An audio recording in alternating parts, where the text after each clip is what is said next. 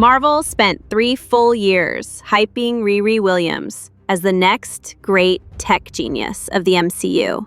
Yet the 6-episode run of Ironheart has barely cooled on Disney+, and industry chatter already hints the series could be the first big-name Marvel project to vanish quietly in the new era of cost-cutting.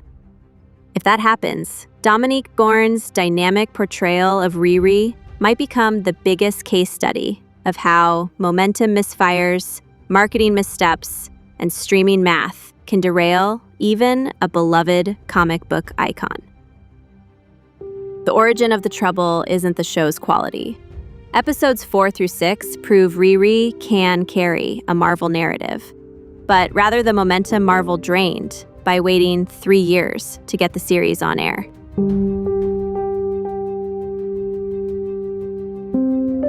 Dominique Thorne burst onto the screen in November 2022's Black Panther: Wakanda Forever, playing the fast-talking MIT prodigy reverse engineering Stark-level tech. Fans left theaters assuming her spin-off would drop in months, maybe spring 2023. Instead, Marvel's post-pandemic backlog, VFX union negotiations, and Disney's leadership shuffle pushed the premiere to June 2025. By that time, superhero fatigue headlines had reached every mainstream outlet, and audiences had pivoted to multi-genre, R-rated shows like The Boys and mega-budget fantasy like House of the Dragon. Riri's delayed arrival felt less like a baton pass from Tony Stark and more like a mixtape released 2 summers late. Still fire, but missing from the beach playlist. Promotion flopped harder than the delays. There was no Hall H sizzle reel, no Super Bowl teaser, no larger-than-life billboard on Sunset like Moon Knight.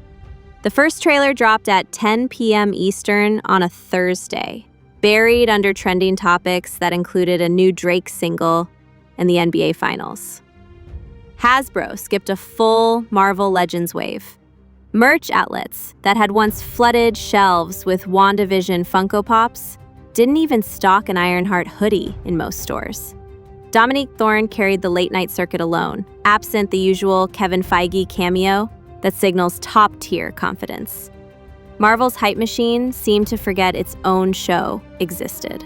That laissez-faire launch showed in the numbers. Nielsen's streaming chart placed Ironheart at number 7 during its premiere week. Respectable for most series, yet low for Marvel, whose past debuts dominated slots 1 through 3. By week 2, the ranking slid to number 12, behind Bluey reruns and The Great British Baking Show. Rotten Tomatoes critics hovered at 61% up to episode 3, only jumping to an impressive 85% once episodes 4 through 6 landed and fans binged the twist-heavy second half. Completion rate data is proprietary, but industry insiders whisper the first week finish metric looked soft. And in the age of tightened purse strings, a soft completion rate can doom a second season. Numbers alone don't spell doom, but Disney's new creative strategy might. CEO Bob Iger's return ushered in a mandate: fewer Disney Plus originals, more theatrical tentpoles, and ruthless budget trimming. We watched Wonder Man pause mid-production and Daredevil Born Again undergo a page-1 rewrite halfway through filming. The still unconfirmed Nova series sits on indefinite ice. If Ironheart cannot clear the viewership bar briskly, it becomes an easy casualty. Riri has no billion-dollar toy line, and her series feeds only tangentially into upcoming Avengers arcs. Low synergy equals high risk on Iger's spreadsheet. The pity is that Dominique Thorne absolutely crushes the role once the show lets her breathe. Episodes 4 through 6 let Riri grapple with grief, intellectual imposter syndrome, and the burden of being Tony Stark's spiritual heir. Fans compare her charm to Iman Vellani's breakout as Ms. Marvel, And some argue Thorne is the best MCU casting since Tom Holland. Marvel could harness her as the technical anchor for a future Young Avengers lineup. Kate Bishop firing arrows, Ms. Marvel stretching limbs, and Riri solving quantum math mid-battle. Kill the series now, and that crossover potential evaporates. Thorne herself hasn't heard a peep about renewal. In interviews, she carefully states, "No conversations yet," rather than the usual PR-coached, "I can't say anything, but stay tuned." That candor sounds ominous. Behind the scenes, Marvel weighs 4 data points before renewal: total minutes watched, completion rate, social media share of voice, and consumer product sales. Only minutes watched can hide behind a 3-week lag. All other metrics already look lukewarm. With Iger fixated on cost discipline, the bean counters hold real power. If Disney axes Ironheart, Marvel loses its next-generation tech genius.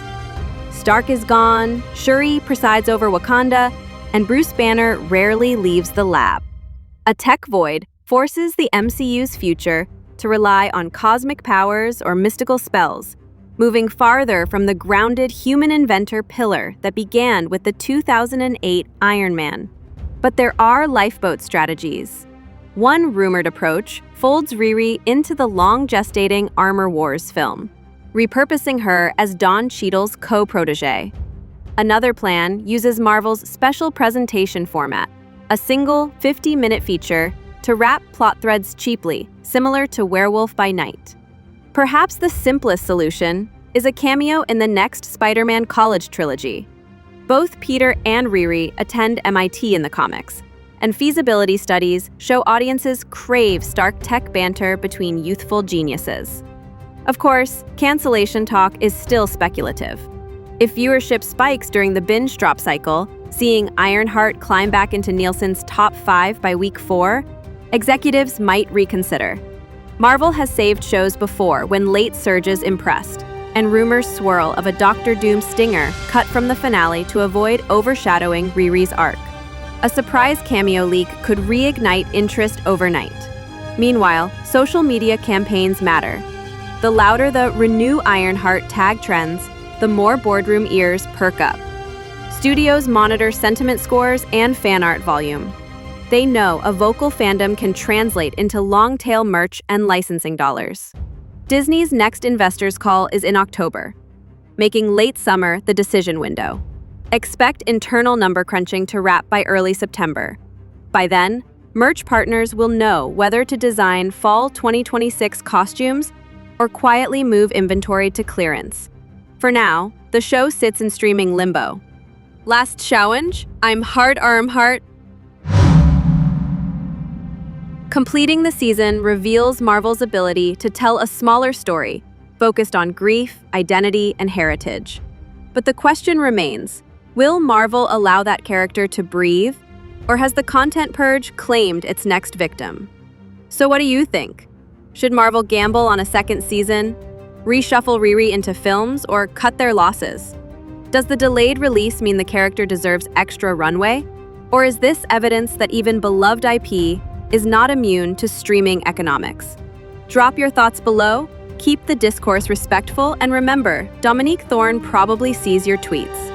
Like, subscribe, and ring the bell because the next renewal verdict, surprise cameo leak, or deluxe episode drop could hit before your next scroll. And we'll be here to break it all down on Hollywood Daily Reports.